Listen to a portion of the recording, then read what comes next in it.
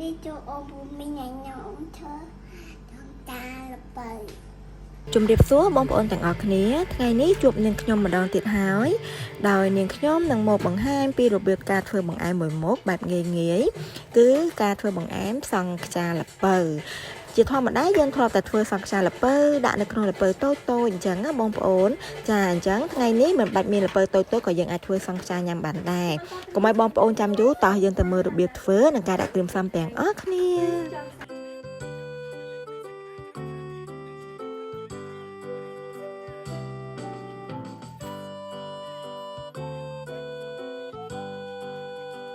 ចាហើយនេះគឺជាផ្លែល្ពៅរបស់យើងដែលយើងយកមកកាត់ជាកង់តូចល្មមបានហើយបងប្អូនដើម្បីងាយស្រួលយកទៅចំហុយងាយស្រួលក្នុងការ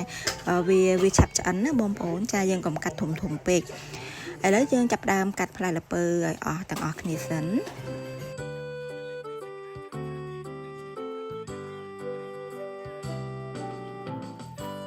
នៅពេលនេះផងដែរនាងខ្ញុំចាប់ផ្ដើមគោះជាមួយនឹងពងមាន់របស់យើងដាក់នៅក្នុងចានមួយរៀងធំដែរបងប្អូនចាហើយយើងគោះឲ្យវារៀងបែកបន្តិចទៅបន្ទាប់មកទៀតគឺនាងខ្ញុំចាប់ផ្ដើមដាក់ជាមួយនឹងអំបិលចូលបន្តិចដើម្បីឲ្យបង្អែមរបស់យើងកាន់តែមានជាតិផ្អែមមុតណាហើយនាងខ្ញុំប្រើជាមួយនឹងខ្ទិះដូងជាមួយនឹងស្ករក្រហមដាក់វាយក្រឡុកចូលគ្នាដើម្បីឲ្យវារលាយជាមួយសិន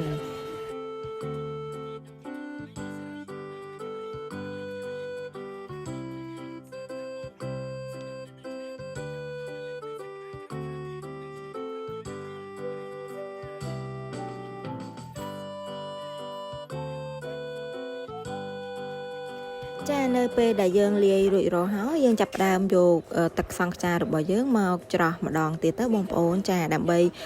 ដកកតិកទីដែលមានជាប់សម្បកអីហ្នឹងគឺវាសម្អាតម្យ៉ាងដែរនៅពេលដែលយើងធ្វើសង្ខ្យារួចយើងទុកមួយឡែកសិនឥឡូវនេះនាងខ្ញុំចាប់ផ្ដើមយកល្ពៅដែលយើងកាត់កង់តូចអំបីមិញហ្នឹងយកមករៀបដាក់ក្នុងចានហើយនាងខ្ញុំចាប់ផ្ដើមយកទឹកសង្ខ្យារបស់យើងហ្នឹងយកមកដាក់បញ្ចូលជាមួយល្ពៅរបស់យើងប៉ុន្តែសូមបញ្ជាក់ថាទឹកសង្ខ្យាមិនអាចដាក់ឲ្យវាពេញចានពេកទេនៅពេលដែលវាឆ្អិនបណ្ដាលឲ្យហៀចេញមកក្រៅបាន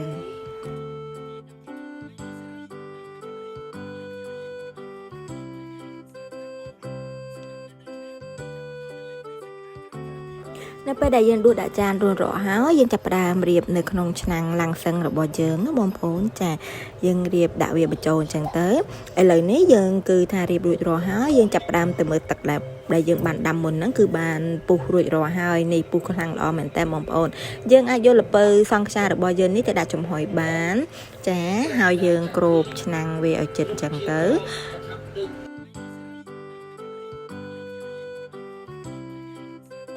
ចំហុយល្ពៅរបស់យើងប្រើរយៈពេលប្រហែលជា25ទៅ30នាទីទៅតាមការជាក់ស្ដែងនៃ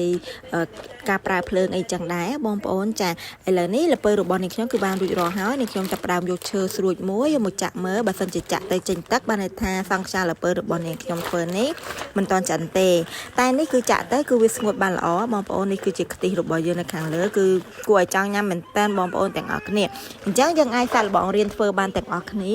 សង្ខ្យាល្ពៅចាក់ដាក់ចានរបស់នាងខ្ញុំបានរៀបរាប់ខាងលើហ្នឹងគឺបានរួចរាល់ហើយ